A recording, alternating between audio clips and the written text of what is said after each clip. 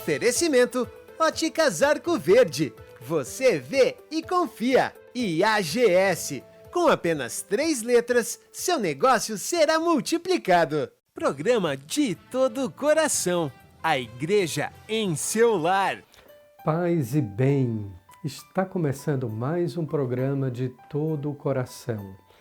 Com todo o coração, com toda a alma, com todo o entendimento, com todo o nosso amor, com muita fé.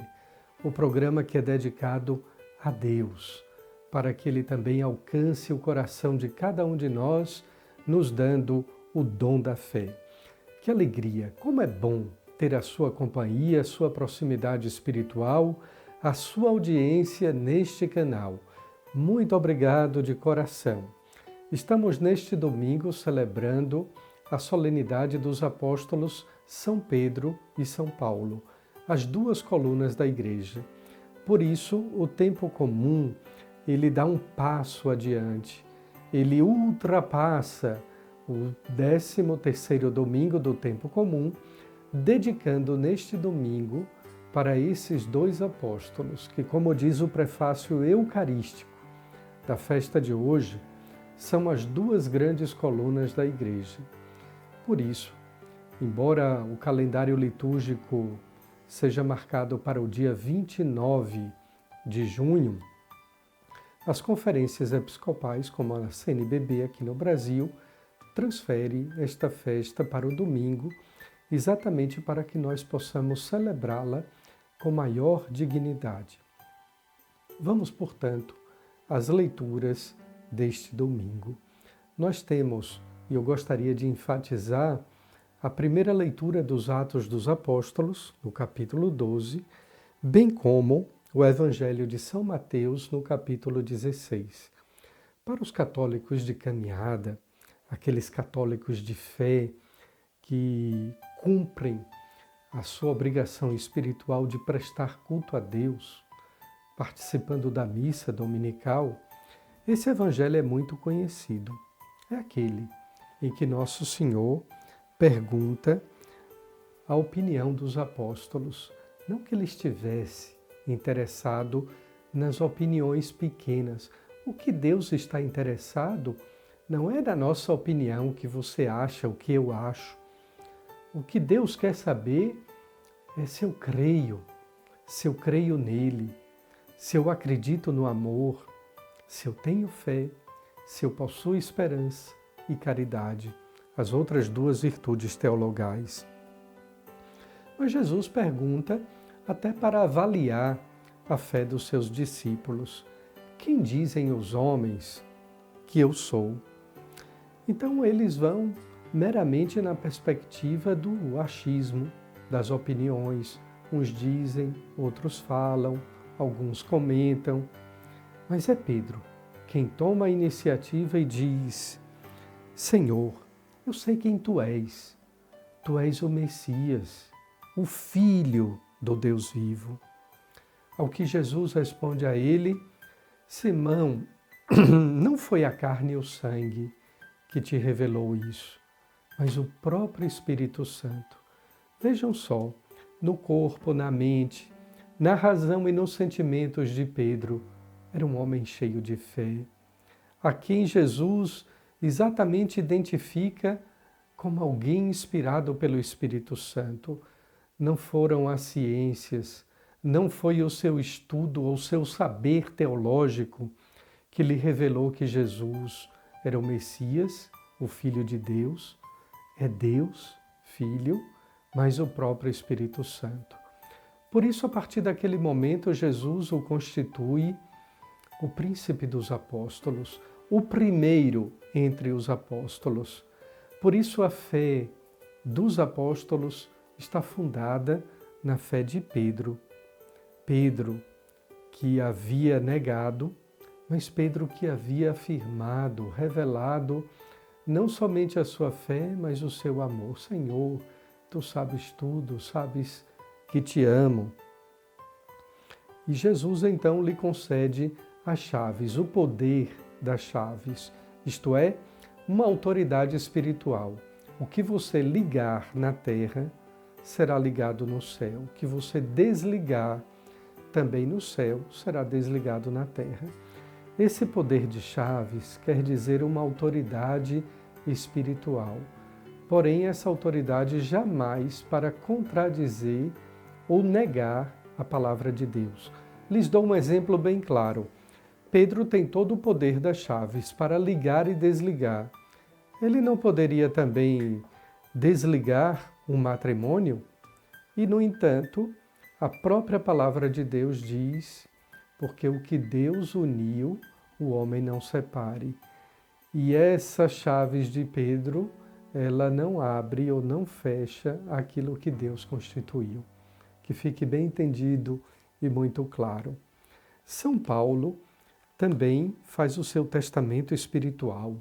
Na segunda carta a Timóteo, quando ele diz: quanto a mim, já estou prestes a fazer a minha partida.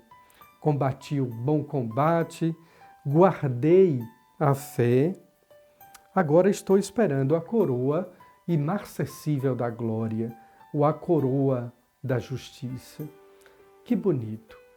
Pedro evangeliza, leva a boa nova do evangelho aos judeus, Paulo aos gentios.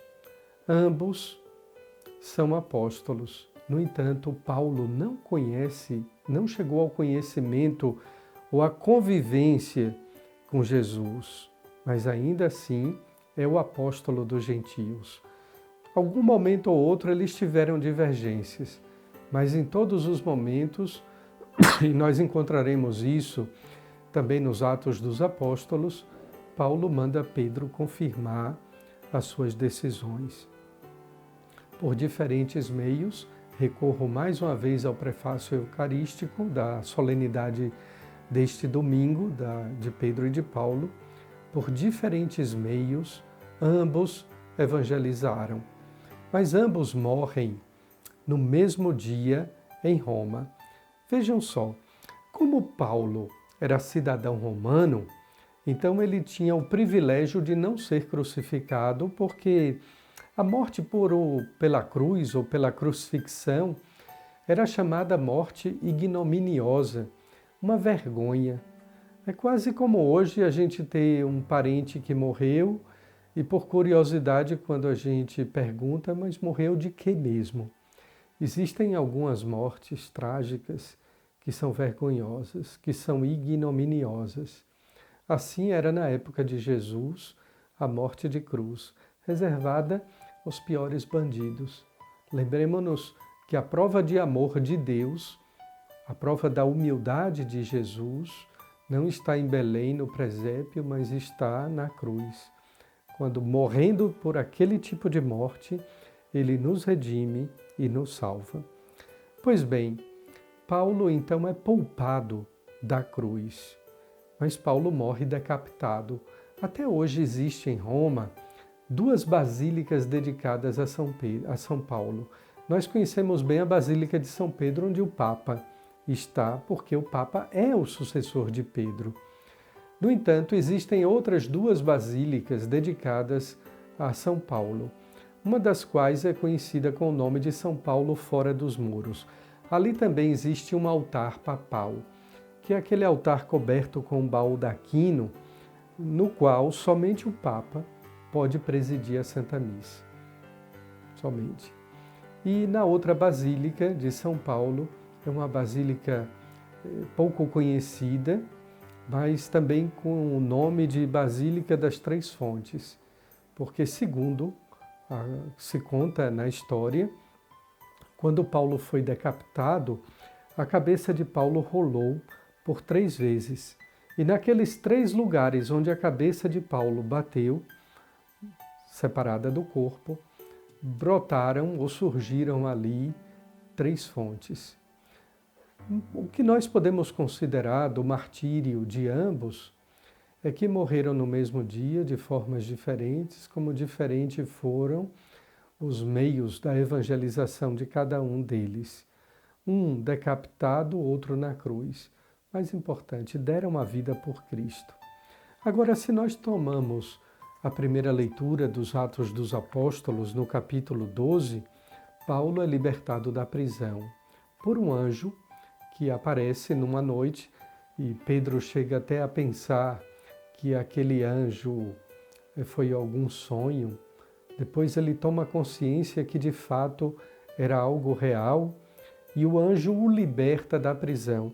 Mas vejam só a sutileza de São Lucas ao escrever os Atos dos Apóstolos. Herodes tinha a intenção de apresentar Pedro ao povo depois da festa da Páscoa. Tudo isso para ajudar ou para agradar o povo judeu. Então, Pedro ele passa pela mesma circunstância da morte de Jesus, mas não agora ele vai ser crucificado, não agora. Pedro, ele acorda, ouve o anjo lhe dizer: levanta-te depressa, as correntes caem das suas mãos, exatamente porque São Lucas também enfatiza que o povo estava rezando, estava intercedendo por Pedro. Veja qual a importância da nossa oração. Quando alguém está preso a um sofrimento, preso a uma dor, preso a uma circunstância triste da sua vida, e a gente reza, como essa oração de intercessão vale a pena, porque é poderosa. E o anjo ali aparece e o livra das correntes e da prisão, porque ainda não havia chegado o momento da morte de Pedro por crucifixão. É São Jerônimo, mais tarde, aqui estamos falando mais tarde no tempo da patrística ou dos santos padres, também chamado por alguns de pais da igreja, são santos, viu? Os santos que contaram a vida dos apóstolos e escreveram sobre a doutrina e a fé da igreja. Então, São Jerônimo, que é o tradutor das Sagradas Escrituras, se a gente soubesse, hein, que São Jerônimo traduziu a Bíblia inteira, como a gente seria grato, como muitas religiões hoje deveriam agradecer a São Jerônimo por esse trabalho. 20 anos no deserto, numa gruta, traduzindo palavra por palavra das Sagradas Escrituras.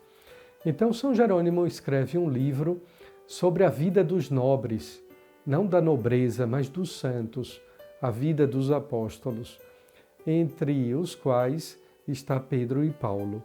E aí, com detalhes, São Jerônimo narra tanto a morte de Paulo, naquele lugar que me referi há pouco, chamada de Basílica das Três Fontanas, das Três Fontes, como também da morte de Pedro, momento posterior a esse episódio em que Pedro é libertado das algemas, das correntes e da própria prisão, e Pedro, achando-se indigno de morrer da mesma morte ou da mesma forma que o Filho de Deus morreu na cruz, Pedro então pede para ser crucificado de cabeça para baixo.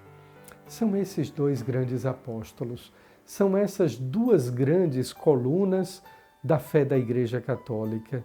É este primeiro, Pedro, a quem tem a primazia da fé, tanto assim que João, o evangelista, mesmo chegando na frente, tendo corrido ao sepulcro vazio, João espera que Pedro possa entrar primeiro, por isso o Papa tem precedência sobre todos os cardeais, sobre todos os bispos, porque enquanto nós bispos somos sucessores dos apóstolos, o Papa é o sucessor de Pedro.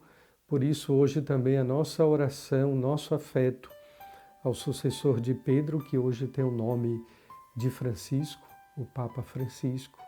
Queremos também manifestar a nossa obediência, o nosso apoio, a nossa oração e ao mesmo tempo também recorrer a esses dois grandes apóstolos, as duas colunas da Igreja, aos príncipes dos apóstolos, que eles intercedam por todos nós cristãos, pelos cristãos que são perseguidos na Nicarágua, em outros países, pelos cristãos que sofrem as dificuldades próprias da vida e pela Igreja de Deus, a fim de que ela se mantenha sempre fiel na doutrina dos apóstolos.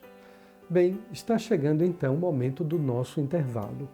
Você fica aí que é só um pouco, bem rápido, e nós voltamos com o nosso programa De Todo o Coração. De todo o coração, de todo o coração. Voltamos com o programa De Todo o Coração.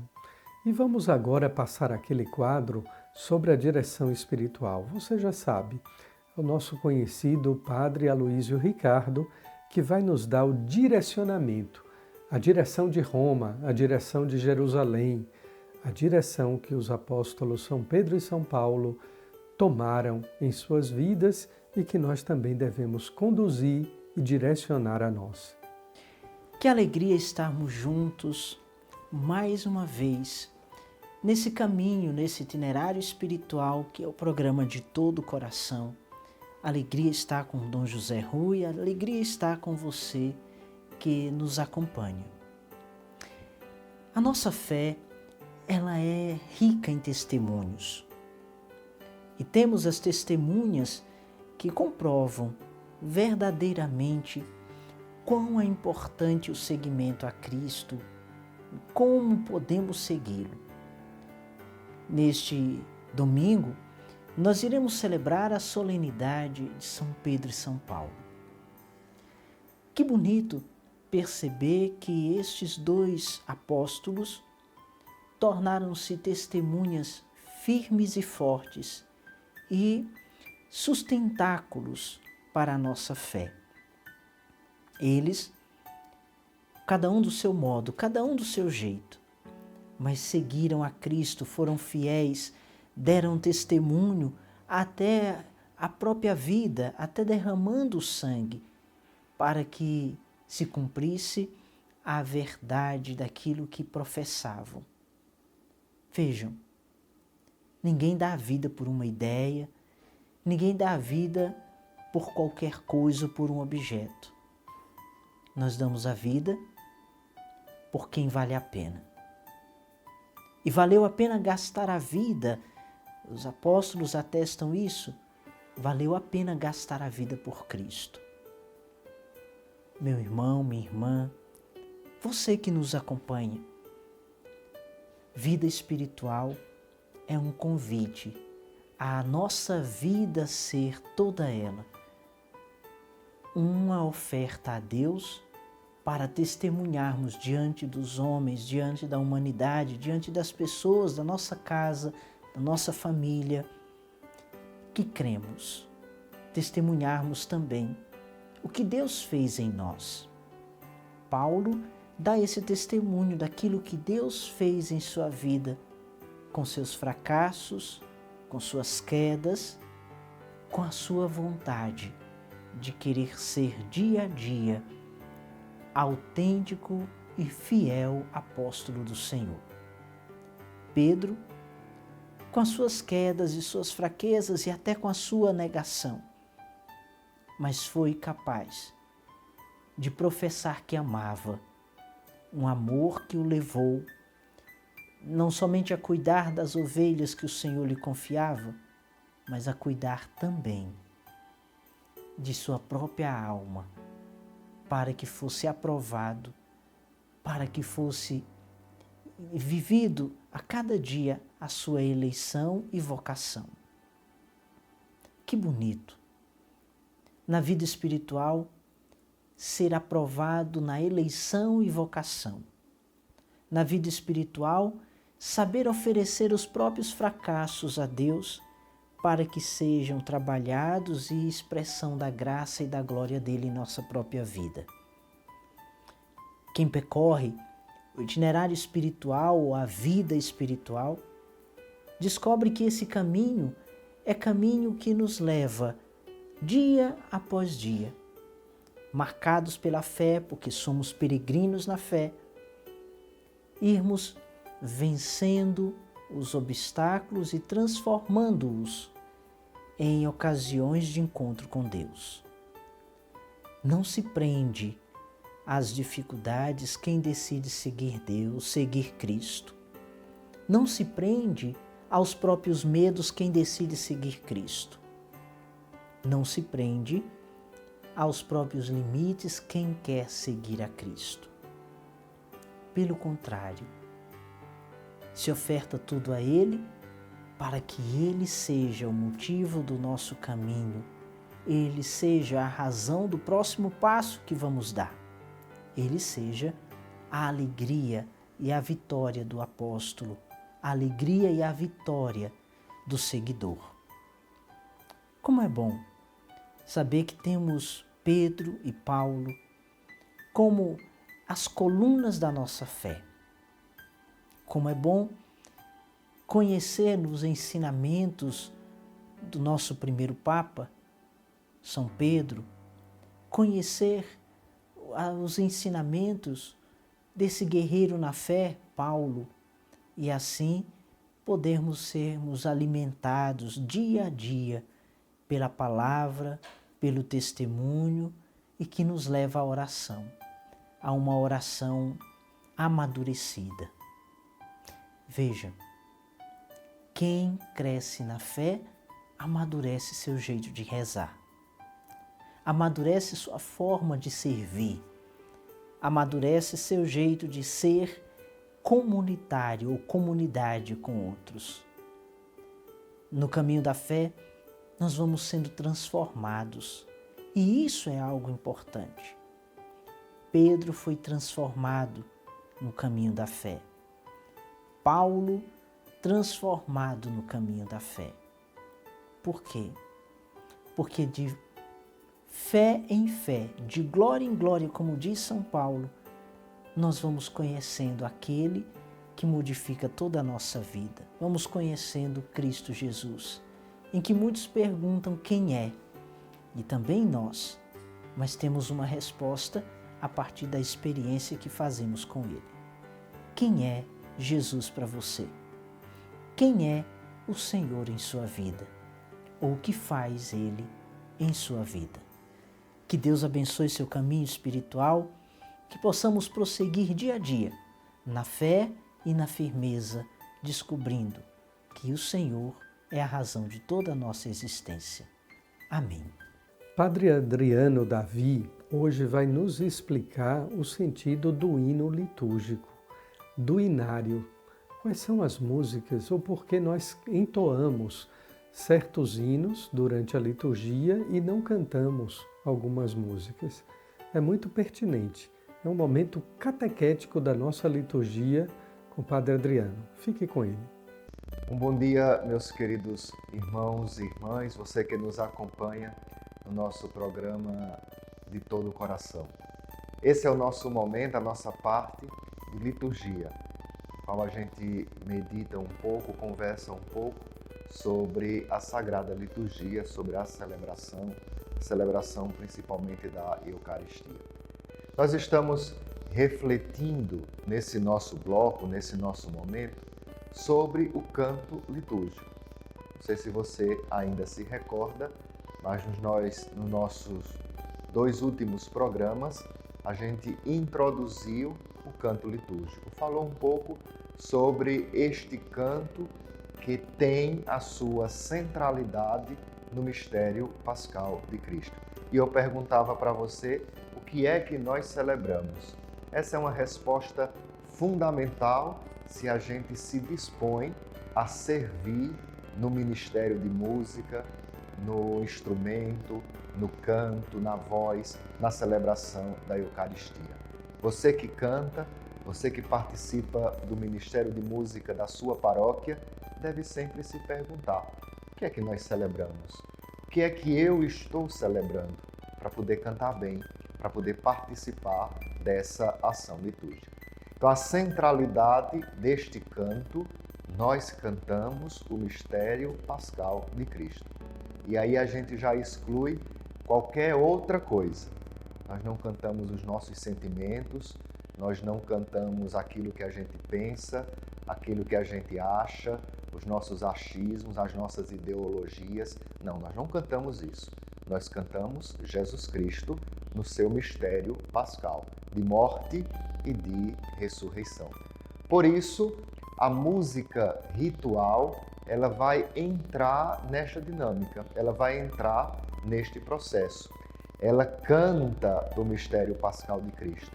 E se canta o mistério pascal de Cristo, ela vai carregar consigo 3 elementos que, acredito eu, são importantes a gente dizer neste nosso programa.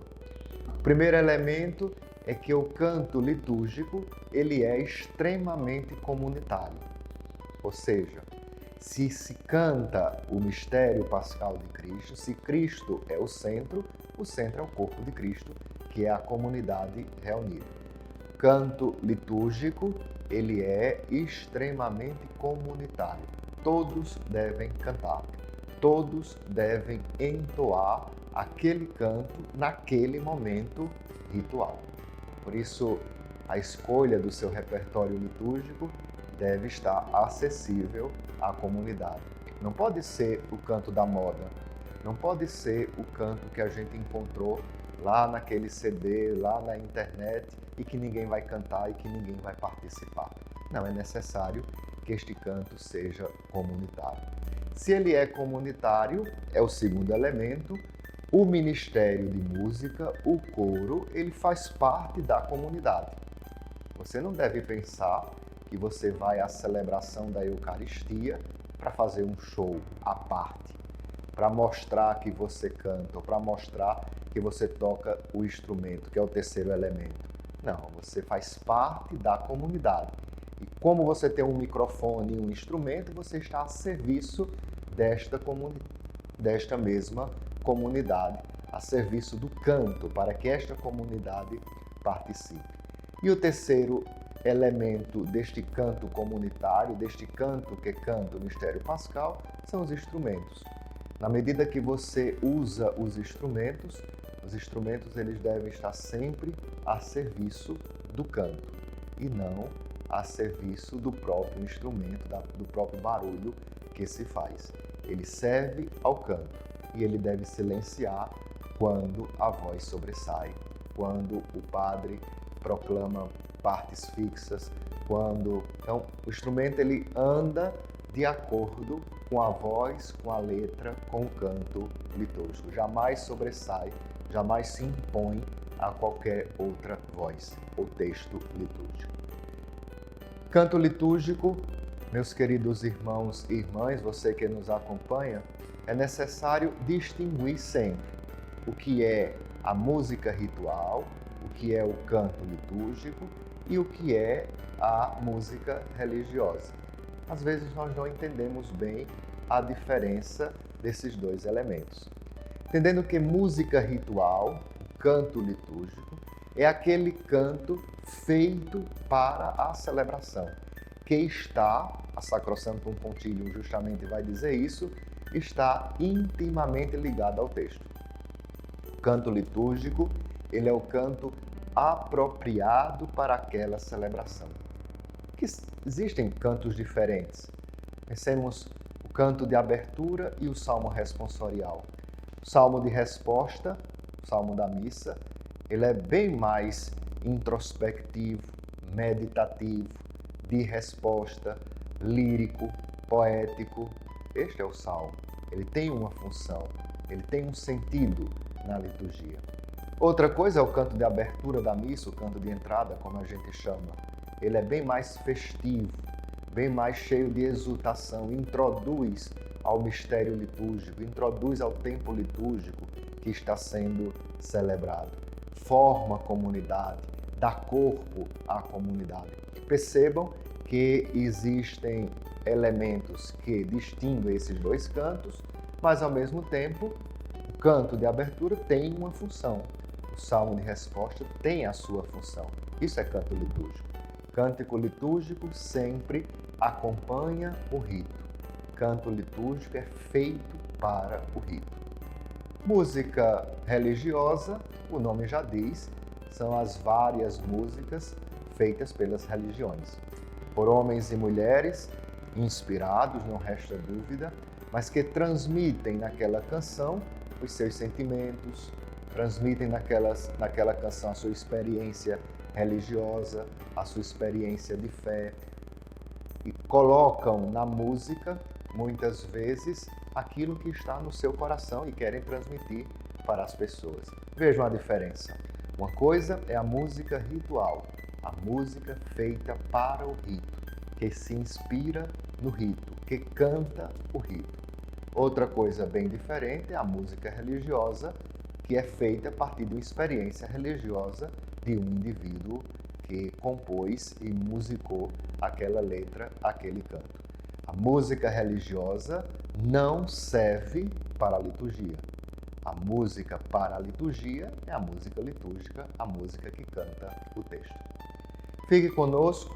No próximo programa, a gente conversa um pouco sobre o repertório litúrgico, o que é um repertório, como escolher as músicas litúrgicas, para a gente em seguida entrar em cada música ritual específica.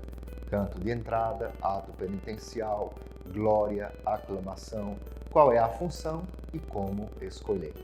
Um bom sábado, um bom domingo, uma boa celebração da Eucaristia, que o Senhor possa nos falar pela Escritura e nos alimentar com o pão da vida.